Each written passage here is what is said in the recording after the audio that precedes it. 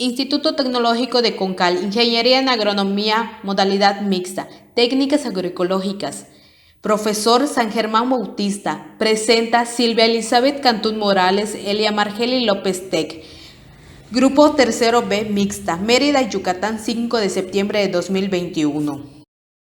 Técnicas agroecológicas, por sus diversas aplicaciones en los variados sistemas de producción, nos acercan a interpretar el sentido de pertenencia de los productores a sus territorios y ecosistemas, así como las características de las innovaciones tecnológicas. Los abonos orgánicos son fertilizantes realizados con desperdicios, restos industriales y leñosos, así como residuos vegetales y excremento de animales. Los abonos orgánicos nos ayudan a mejorar la fertilidad de los suelos, ya que todo suelo necesita de nutriente, para que pueda ser más productivo mejorando la calidad de cada producto. Hablemos un poco de las ventajas de los abonos orgánicos. Esta clase de fertilizantes son de provecho para incrementar las actividades de los suelos y mejorar el rendimiento sin alterar su composición. Entre muchas ventajas destacan las siguientes, pues son económicos, ya que nosotros mismos los podemos fabricar. Implican gran consumo energético al momento de usar o diseñar los ecosistemas. No requieren solventes ya que implica directo al terreno. Por ser oscuros, absorben el mayor índice de radiaciones solares, de modo que el suelo gana más temperatura, retiene más agua, lo que es favorable en el verano. Transforman la estructura de los suelos, los arcillos en ligero y los arenosos en compactos. Minimizan la erupción, tanto del viento como el agua. Son fuente de energía para microorganismos, lo que se traduce en su multiplicación. Les hablaremos un poco de los tipos de abonos orgánicos. Los abonos orgánicos pueden ser caseros o comprados en tienda. Los hay sólidos para la base, líquidos más absorbentes porque se desenredan con facilidad y verdes de liberación lenta, alimentando la planta a largo plazo. A continuación les hablaremos un poco de los abonos orgánicos más usados. Estiércol animal, común entre los caseros. Se trata del excremento de aves, equinos y reses. Los nutrientes favorecen los cultivos. Cenizas. Las cenizas mejoran el pH de los suelos ácidos, ya que son ricas en potasio y fósforo. Pozos de café. Deja reposar en agua durante 3 días el café molido que queda en la cafetera. El resultado será un abono líquido con alto contenido de nitrógeno y sustratos. Harina de huesos. Los huesos de animales aportan calcio y fosfato, ayudando al fortalecimiento de las raíces y la floración de los huertos. Extracto de algas. Como seres humanos, las plantas también sufren estrés, lo que afecta la fecundación, el crecimiento, el rendimiento de los frutos, la floración, y hay que mejorar todo esto. Por eso es muy importante utilizar extractos de algas, ya que las algas se relacionan desde hace mucho tiempo con la agricultura. Vinagre para abonar. Es bueno regar cada 3 meses la tierra con una combinación de vinagre y 10 litros de agua, porque la fusión de estos elementos proporciona el ácido acético que activa el desarrollo del cultivo, como las cenizas. Cáscara de huevos. Además de nutrir, las cáscaras de huevo cuidan las plantas de plagas, como los caracoles. Las cáscaras se lava y tritura. Después se ubica de modo que protege las raíces. Restos de cabello. Tanto los seres humanos como los animales pueden contribuir con los abonos orgánicos, debido a que el cabello contiene nitrógeno. Té de plátano. En el caso de las plantaciones a las que les hace falta potasio, el remedio es el hervido de cáscaras de plátano en 1 litro de agua. La turba es un carbón que ayuda al pH del suelo. Se llega a la materia orgánica de carbohidratos, minerales y ácidos. Abono compost, muy popular entre los abonos orgánicos. El compost resulta de la descomposición de frutas, vegetales, yogures, hortalizas y estiércol animal.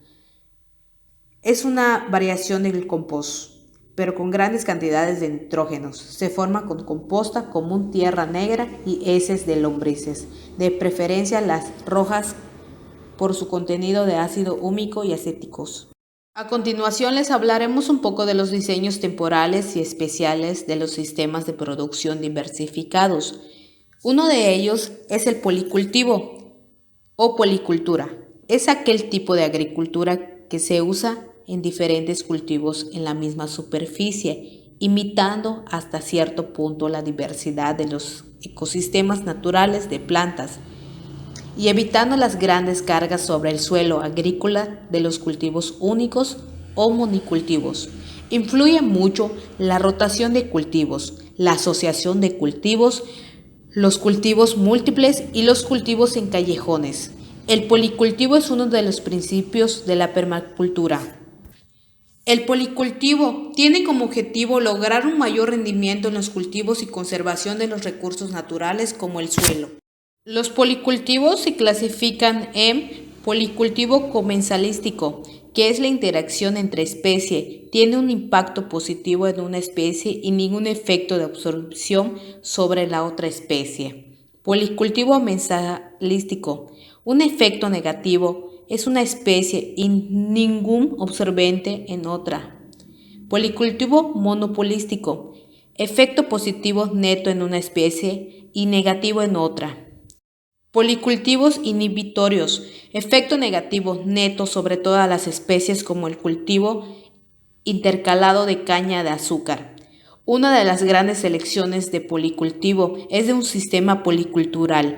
Es importante tener en cuenta lo siguiente: duración del ciclo vegetativo, hábito de crecimiento de las especies, formas de las hojas y eficiencia biológica en los rendimientos de los cultivos. Un claro ejemplo de policultivo más practicado son yuca con maíz, yuca con frijol, más de 10 días, frijol, yuca con tomate, frijol con maíz y calabaza con maíz. La asociación de cultivos favorables o desfavorables entre distintas especies es otro factor muy importante a la hora de elegir qué especies vamos a cultivar y dónde plantarlas. Se ha comprobado que existen especies que cultivadas junto a otras pueden presentar una mejora en el cultivo, mientras que otras especies cultivadas juntas pueden generar rechazo. Esta técnica de asociación de especies integra también plantas aromáticas, medicinales, no se limita a especies de cultivo. Como ya hemos dicho, la asociación de cultivos es una técnica muy interesante a la hora de diseñar y cultivar nuestros huertos ecológicos. Uno de los objetivos muy importantes sobre la asociación de cultivos es lograr el desarrollo óptimo de diversos cultivos asociados en la agricultura, conseguir un terreno fértil y proporcionar estructuras para las plantas. Una de sus características es promover la producción y buenas prácticas agrícolas. Su beneficio es de distintas interacciones ecológicas, entre otros rasgos. Existen diferentes tipos de asociaciones entre cultivos. Una de ellas es asociación gramínea-leguminosa. Las raíces de las leguminosas crecen unos aminoácidos que pueden ser absorbidos directamente por las raíces de las gramíneas. Asociaciones que aumentan la calidad y la producción. Uno de ellos es el apio y el coliflor. Por sus características cultivadas juntas, estas plantas aprovechan mejor los recursos. Asociaciones que funcionan como repelentes de plaga. Una de ellas es el puerro y la zanahoria, pues el puerro repele a las moscas de la zanahoria y la zanahoria repele a la del puerro. Complementariedad de las raíces. Una de ellas es la chiribía y la escarola. La chiribía tiene una raíz muy profunda y la escarola superficial, por lo que obtendrá los nutrientes de capas distintas. Protección del cultivo, lechugas y pepinos. Se puede plantar ante la lechuga y cuando esté algo crecida se planta el pepino para que proteja a la lechuga por su sombra. Polinización. La borraja y tomate. La borraja atrae a insectos que polinizarán los tomates. Ejemplo de la asociación de cultivos es alubias en los campos de maíz, verduras de hojas junto a las hortalizas de raíz, albahaca en el tomate, reduce el ataque de insectos, eneldo con repollo o zanahorias, combate los gusanos en el repollo y otros. Rotación de cultivos. Consiste en la elección de diferentes plantas familiares con diferentes necesidades nutritivas en un mismo lugar durante varios días, evitando que el suelo se agote y que las enfermedades que afectan a un tipo de plantas sean continuos en un tiempo determinado, teniendo como objetivo ayudar a moderar posibles problemas de malezas, enfermedades y plagas, y a su vez ayudar la economía del agricultor. Gracias a eso, se la caracterizan por ser una agricultura ecológica, teniendo la posibilidad de elegir solo una especie, introduciendo leguminosas y evitando diferentes vegetativas, con la reducción del suelo, clasificándose en distintas áreas para la organización de cosechas de tal forma que cambien año con año. Cultivos orgánicos.